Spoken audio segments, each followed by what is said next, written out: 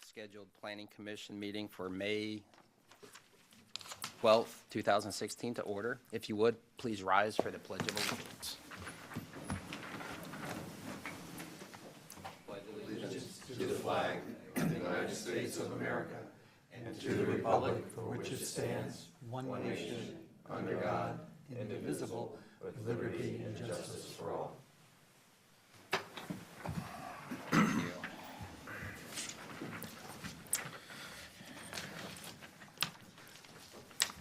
Ms. Knapp, have there been any changes to the agenda? There are two this morning. The first is, you'll notice there is a set of draft minutes in your update memo for approval. And the other item is item number 1, PDR 1526 ZG. There's a correction on the project number. The agenda stated it was 1527, and it should be 1526. Thank you very much. Ms. Schenk, any revisions? No changes, Mr. Chairman. Thank you, Ms. Schenk. All right, we'll move on to the, let me see. I don't see meeting minutes on here, but the chair will entertain a motion regarding the minutes. Mr. Chairman, Mr. Rhodes. I'll make a motion to approve the minutes of April 14th, 2016. Thank you very much. Do we have a motion? Second. Second by Mr. DeLesline. Is there any discussion, correction, revisions to the minutes? Seeing none, the chair will call the matter to vote. All those in favor say aye. Aye. Those opposed, like sign. Chair votes aye. It passes unanimously. Thank you. The next item on the agenda is citizen comments. So this is an opportunity, if you're in the audience and you wish to speak to something that's not currently on our agenda, you can step forward and make a comment. If you have one of the items that are on the agenda that you wish to speak to, you'll have an opportunity during the hearing process. So is there anybody who wishes to speak to anything that's not on our agenda? Please step forward. Okay, seeing none, we're going to move to the next item. We need to swear the folks in. So if you plan on speaking with regard to any matter that's on the agenda, essentially you're providing testimony. If you would, please rise and be sworn in. So if you plan on speaking, please rise. Do you swear or affirm that the factual statements and factual representations that you're about to present to this board will be truthful and accurate? Thank you. Thank you very much.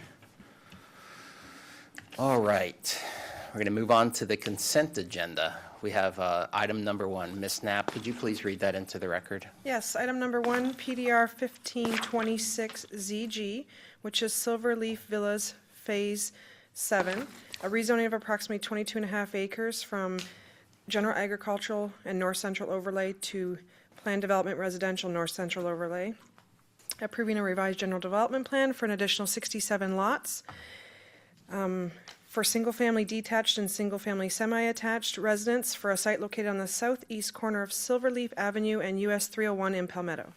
Thank you very much.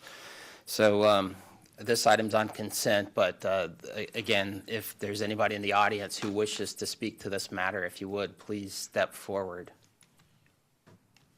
Okay, seeing none, that concludes our consent agenda. So do the planning commissioners have any items? I don't know, it's one item. Any issues with regard to the item on the consent agenda that needs any clarification? Okay. 2 brief questions, Mr. Chair. I'm sorry? 2 brief questions, if you Yes, don't mind. sir. Mr. Bauer. I don't need to pull or anything. I just had a couple quick questions for staff. Just one's an education and one's a question. With the additional request for units on this, I see that the cul-de-sac special approval was already approved. I'm assuming we have no other issues for terms of safety purposes with the additional units being added? Does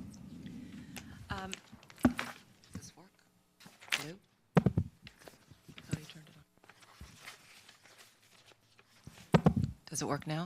Okay.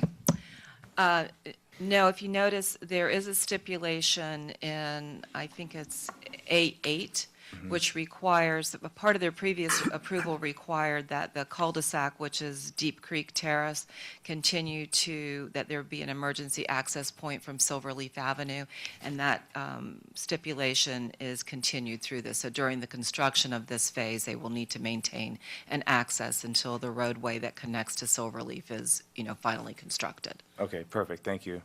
And then my last question, really from educational purpose, can you explain to me about the traffic impact statement approval letter?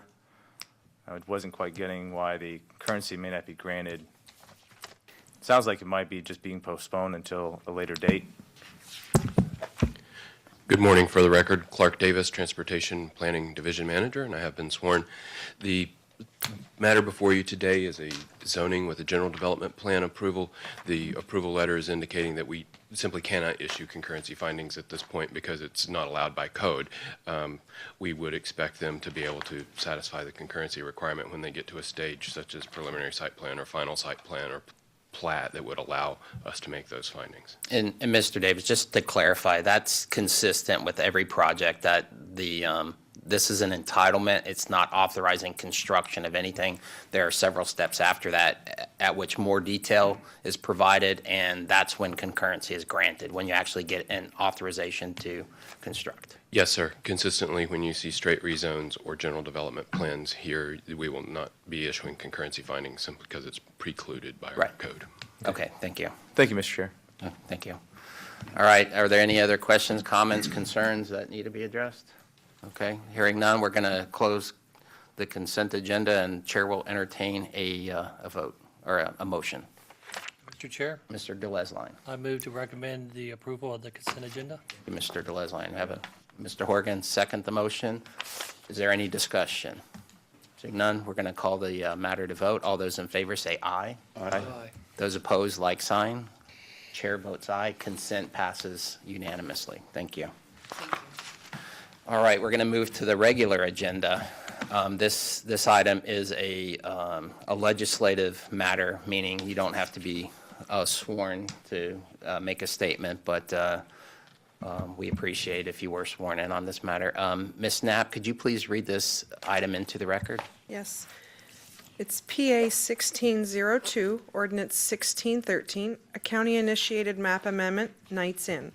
Adoption of a county-initiated plan amendment providing for an amendment to the future land use map from light industrial to retail office residential, ROR, on approximately 7.38 acres on the property being located at 2303 First Street East, Bradenton. Thank you very much.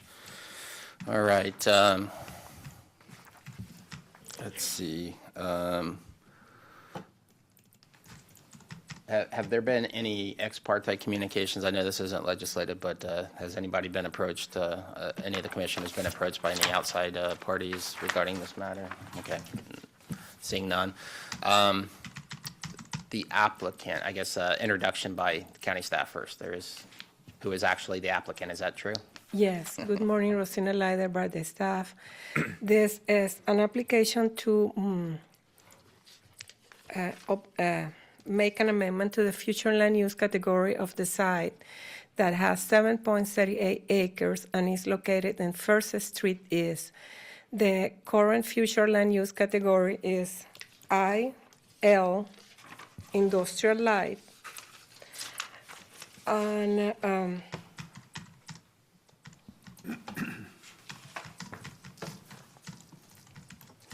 and the future land use category was, the site was designated IL during the comprehensive plan adoption in 1989. The applicant, we are proposing to amend the future land category to ROR, residential, office, retail, and was requested by the Board of County Commissioners in December last year, in order that allowed to have efficiency units in the existing facility that is a hotel. The site has all the services in place, and we didn't find any problems or negative aspects. The future facility or the future use have to comply with the land development code and all the regulations that are in place. And if you have any particular question, that would you like that I address? Okay, I have a question. Is it correct that the existing use is inconsistent with the current land use classification? No, it's not inconsistent with the future land use classification because I allowed for hotels. Okay, Okay, but doesn't allow the existing future land use classification doesn't allow residential units. okay, The residential use is not allowed. okay. Yeah, this is going to be affordable apartments? And it's for affordable housing. Yeah. Yes. All right, thank you. That was my next question, too. Thank you. Any additional questions for staff? Okay, seeing none, we're going to open this up for public comment. I've had one person signed up. If you would, please step up to the podium, and if you would, please state your name. Mr. James Luder? Thank you very much. Yes, sir, if you would, please step up and state your name, and you'll have 3 minutes to, All right. Good morning, guys. Thank you. Good Thank you for morning. hearing Thank me. My name is James Ludera, and I moved to Bradenton in 1972, and I started a shop right across the street from where you're talking about making these changes. USA Transmission is my business, and it's always been a commercial area, and I'm not for or against any changes. The one thing that would be a small concern for me is if it became residential a lot, eventually, could that change anything in my business area there? Just an example, in '72, I used to go out to the DeSoto Speedway. There, they were miles and miles away when they opened from anything, and then housing came in around them. Then they had to put restrictions on the times that they could race. They had to start running mufflers, and you guys have seen it happen where someone moves next to an airport and they don't like the sound of airplanes. They realized after they got their house, then they have to start rerouting planes and doing things. It would just be something to consider. If it became highly residential around there, would it force us to make other changes around there? That's just my concern. thank you, sir. Thank you so much. Thank you for your statement. Thank you very much. Okay, is there anybody else who wishes to step forward and make a statement or comment regarding this project? Okay, seeing none, we're going to close the public hearing portion of the comment, and staff, you have some clarification? I would like to clarify to the person that was talking that this area going to be part of the urban corridors that going to be subject to approval. I'm sorry, which corridors? Urban corridors that the county is started, to implement are going to be approved soon. And the idea is that this area is going to be revitalized and going to be, mixed uses to allow an improvement in the area. Right. And again, the question to staff, just clarification, this process is, the comprehensive plan is the broadest entitlement element of the county's code, and this doesn't define any specific use, correct? No, exactly. So there's another process that would be associated with any specific use, and that would be the rezone process, is that correct? Yes, that is correct. Okay, so this is, doesn't define any specific use. If market conditions were to, we've heard residential, affordable housing mentioned, but that doesn't obligate or tie this project to anything specific. Exactly. Okay, all right. I just want to make sure that's clear. This is the first step in probably several processes to get anything constructed on this parcel of property. Mr. Rhodes? Just a question for staff. So this rezoning will have no effect in the future, on other properties that are currently zoned? It's not This- going to be a ripple effect? This is not a rezone. this is a comprehensive plan amendment for the future land use category. The reason, when it's rezone, is related to the zoning with the land development code, zoning categories. This is the comprehensive plan amendment, and doesn't affect any other properties. It's only for this particular site. Okay. Thank you for that clarification. Mr. Bauer? Is there anything, any talks of certain type of development or anything that instigated this particular change? Or why was this particular area designated to potentially change the future land use? This area was designated, like I said before, industrial light at the 90s, and right now, the area has more commercial, and the Red Barn, for example, changed the future land use category to IL to ROR because it's more consistent with the use, and we think that it's appropriated to the dynamic of a corridor like US 41. And just to take that thought a little further, so originally this project, when the comprehensive plan was developed, the thought was this would be industrial property. This is close to Tropicana, but Right, so 30 years later, we're reevaluating Yes. potential uses, and as we implement I can't remember what it's called, the corridor plan, where we're evaluating these uses along our major roadways, the thought is that this might not be appropriate. yes, exactly. Land use where maybe commercial, I'm sorry, what is it, commercial It's retail, office, and residential. would be a more appropriate use in this particular area. Is Yes. that, okay. So that's why it's a This county is the initiated. reason, yes, yes. It's hand in hand with the corridor plan. Yes, to Okay. the urban corridor plan. All right, thank you.